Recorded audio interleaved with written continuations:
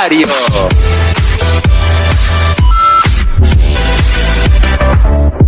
Καλησπέρα παιδιά, φίλα Τζορτιβάρα εδώ, σήμερα από τις καλύτερες στιγμές του μήνα, αρχίζει τη μουρμούρα, πάμε να ξεκινήσουμε.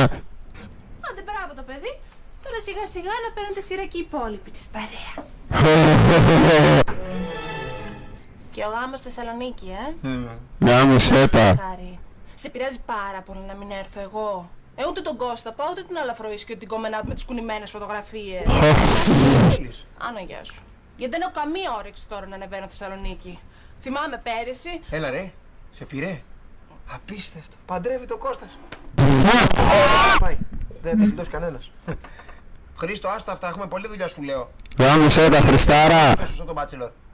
Λοιπόν, θα του κάνουμε ένα bachelor, θα μετανιώσει την ώρα και τη στιγμή που παντρεύεται. Ναι ρε φίλε, Ρε, θα κερατώσει την Ιωάννα Τριανταφυλλίδη αυτός. θα γίνει χαμός. Ρε, θα πηδήξει άλλη γυναίκα.